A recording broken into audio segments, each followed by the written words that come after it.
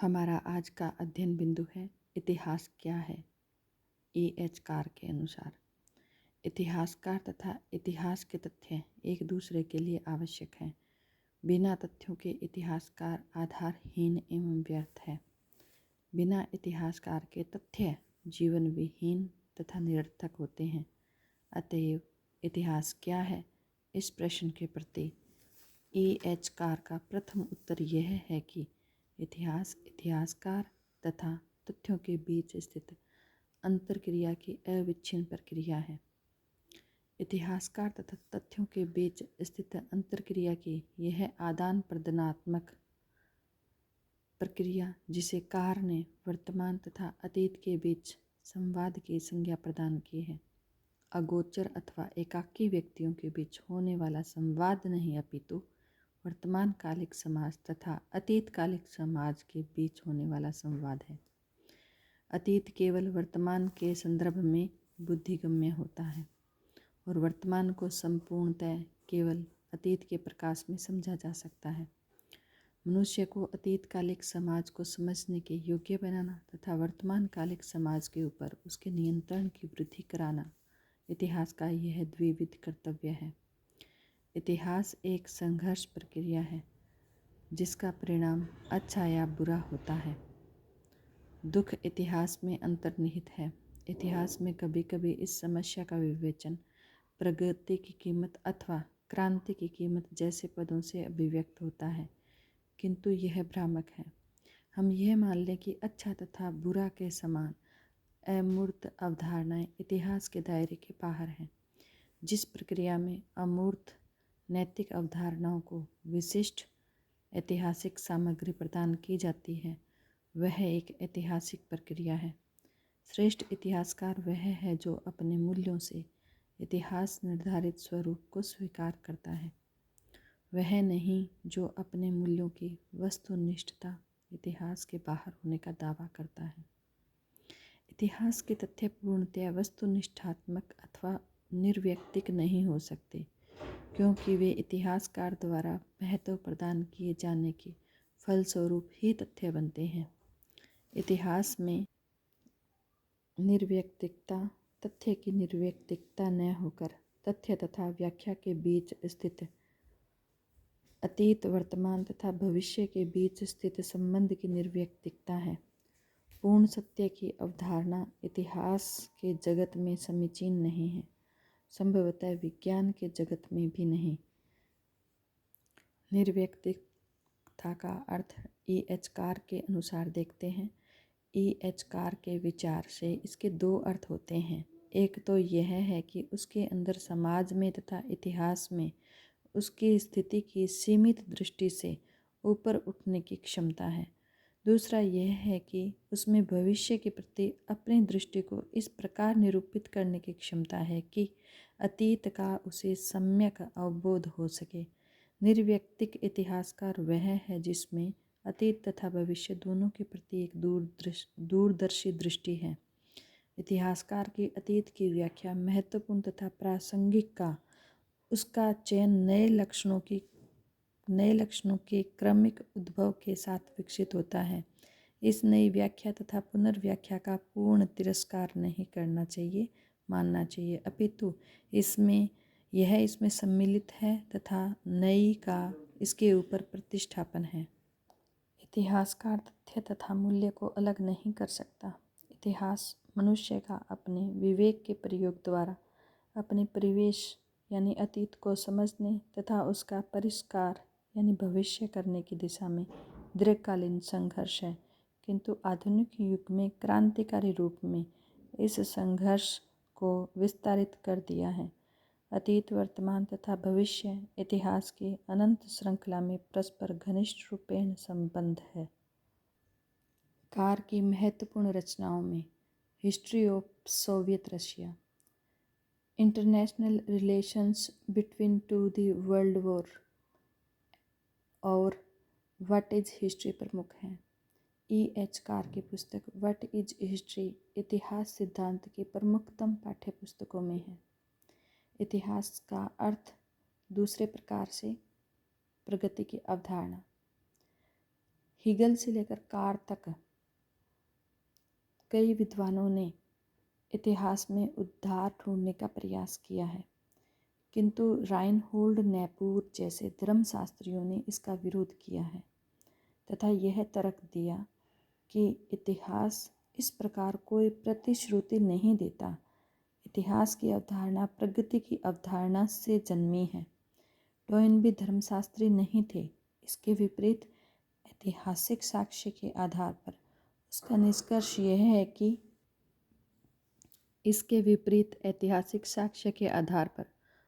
निष्कर्ष यह है कि यदि हम अपने ढंग नहीं बदलते तो अन्य पूर्ववर्ती सभ्यताओं के समान हमारी सभ्यता का विनाश अवश्यंभावी है। पीटर गैल ने टॉयनबी के विरुद्ध आरोप करते हुए कहा कि टॉयनबी, जो स्वयं को इतिहास का विद्यार्थी कहता है, वस्तुतः इतिहासकार नहीं है। वह एक धर्मदूत है जो स्वयं को इतिहास का विद्यार्थी कहता है। अतीत का अध्ययन हमें भविष्य के प्रति भविष्यवाणी की अनुमति नहीं प्रदान करता। अधिक से अधिक यह हमें इसकी कल्पना करने की अनुमति दे सकता है। पीटर गैल का लेख टॉयनबी की प्रस्थापना की आलोचना है। पीटर गैल का लेख जो है वो टॉयनबी की प्रस्थापना की आलोचना है। पीटर गैल की इतिहास विषयक अवधारणा के अनुसार इतिहास विज्ञान से अधिक निश्चितता नहीं प्रदान करता।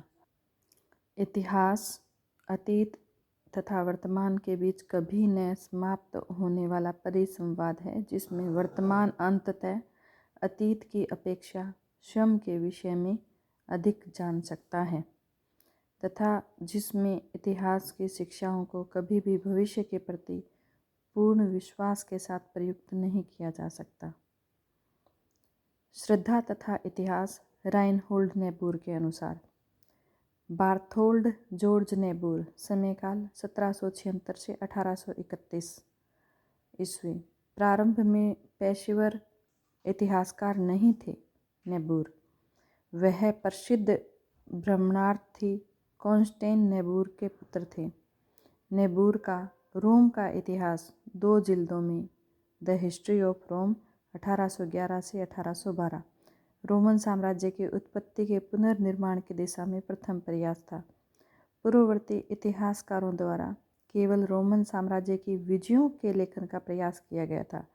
नेबूर ने प्राचीन इतिहास के अध्ययन में भाषा शास्त्र की समीक्षात्मक विद्या का प्रयोग किया।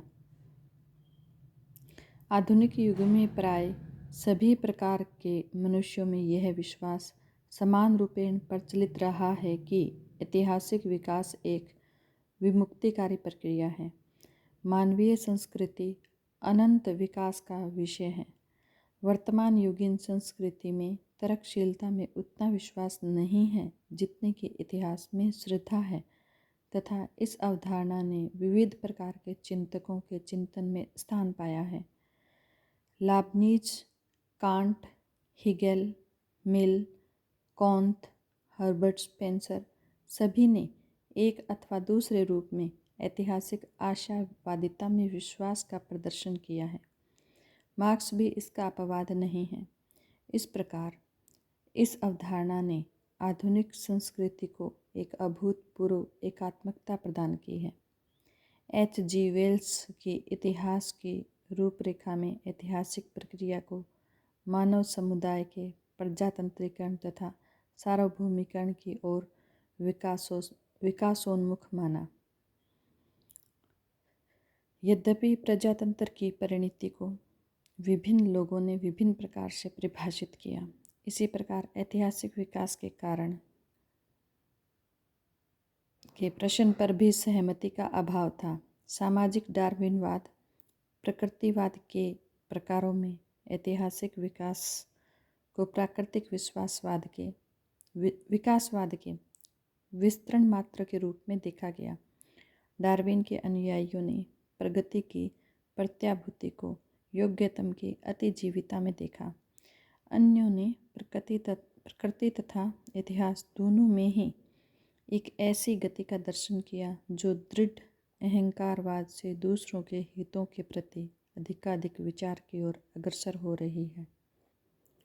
सभ्यताएं उदित होती हैं और उनका विकास या विनाश होता रहता है, किंतु इससे इन सभ्यताओं एवं संस्कृतियों में प्रकाशित नित्य मूल्यों का विनाश नहीं होता। प्रत्येक सभ्यता जो अपने दोषों के कारण विनिष्ट होती है, उसमें कुछ वांछनीय तत्व भी रहते हैं। समय प्रवाह में शाश्वत मूल्यों के कुछ पक्ष भी सदैव वर्तमान होते हैं या विद्यमान होते हैं। ऐसा होना चाहिए था।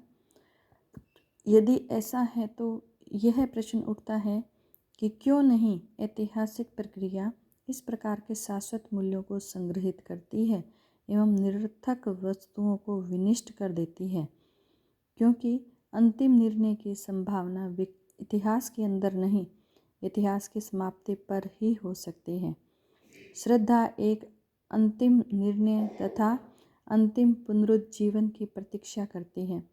मनुष्य का संपूर्ण इतिहास व्यक्ति के इतिहास के समान है। व्यक्ति अपने अस्तित्व के रहस्य को समझने की क्षमता नहीं रखता। ईसाई श्रद्धा उस देवी प्रेम तथा शक्ति का अवबोध है जो संपूर्ण मानवीय तीर्थ यात्रा को धारण करती है। विश्व तथा पश्चिम जगत। आर्नोल्ड टाइनबे के अनुसार, आर्नोल्ड टाइनबे ने हीगल के समान इतिहास को सार्वभौमिक इतिहास के रूप में देखा है, किंतु जहाँ हीगल का दृष्टिकोण आध्यात्मिक है, टोयनबी ने अपने दृष्टिकोण को अनुभव सिद्ध अथवा परीक्षा सिद्ध बताया है। टोयनबी की प्रसिद्ध कृति इतिहास का अध्ययन, स्टडी ऑफ हिस्ट्री का प्रकाशन 1934 में प्रारंभ हुआ तथा इसका संपूर्ण प्रकाशन 20 वर्षों में संभव हुआ या संपन्न हुआ। 1934 से कह दे तो 1954 तक। टोयनबी ने अपनी कृति के प्रारंभ में उसका प्रयोजन सभ्यताओं की उत्पत्ति, विकास तथा पतन का तुलनात्मक अध्ययन प्रतीत होता है। टोयनबी सभ्यता को ऐतिहासिक अध्ययन की एकमात्र बुद्धिगम्य इकाई माना तथा अतीत और वर्तमान की 21 सभ्यताओं स्वीकार किया। इसके पश्चात उसने उनके इतिहासों में आवर्ती विशिष्टताओं को प्रतिस्थापित किया। उसके समर्थक भी प्राय उन्हें इतिहासकार कहने की अपेक्षा टोयनबी अपने लिए दावा करते हैं कवि, धर्मदूत अथवा रहस्यवादी कहना अधिक पसंद करते हैं। अंग्रेज इतिहासकार ट्रेवर रोपर ने अपनी कृति एनकाउंटर में टोयनबी की पुस्तक की आलोचना करते हुए कहा है कि मैं इसे न केवल त्रुटिपूर्ण और अपितु घृणात्मक पाता हूँ। इसी प्रकार की भावनात्मक प्रतिक्रिया पीटर गैल की पुस्तक डिबेट्स विद हिस्टोरियंस में मिलती है कि यह पाश्चात्य सभ्यता के विरुद्ध एक निंदापूर्ण कृति है। टोयनबी के अनुसार ऐतिहासिक अध्ययन की इकाई सभ्यता है। टोयनबी ने सभ्यताओं की उत्पत्ति विषयक अपनी अवधारणा को एक सिद्धांत वाक्य में उपाहान तथा प्रत्युत्तर कहकर अभिव्यक्त किया है। टोयनबी के अनुसार सभ्यताओं के इतिहास में धर्म की विशिष्ट भूमिका होती है। सभ्यताओं के उदय तथा पतन में निरंतर, यद्यपि चैतन्यपूर्ण ढंग में नहीं, कुछ इंद्रियातीत प्रयोजनों की सिद्धि होती है। प्रारंभ में उसने सार्वभौमिक चर्च को वह कोश कीट माना जिसमें से सभ्यता का उद्भव होता है। सभ्यता के विघटन के परिणाम स्वरूप उत्पन्न कष्ट तथा दुख के माध्यम से ही मनुष्य ईश्वरीय ज्ञान की प्राप्ति प्रक्रिया में विकास करता है। पश्चिम द्वारा पूर्वी देशों पर 2 अवस्थाओं में प्रहार हुआ। पहले तो पश्चिम ने प्रयास किया कि इन सुदूर पूर्वी देशों के लोगों पर पश्चिमी जीवन विद्या को इसकी संपूर्णता में, जिसमें विज्ञान एवं धर्म सभी सम्मिलित थे, उसको आरोपित करना चाहिए, किंतु इनका यह प्रयोग असफल रहा। फिर उन्होंने पश्चिमी सभ्यताओं का धर्मनिरपेक्ष स्वरूप प्रस्तुत किया, जिसमें केवल विज्ञान एवं तकनीकी ज्ञान था, और पश्चिमोत्तर देशों में यह ग्रहण किया गया।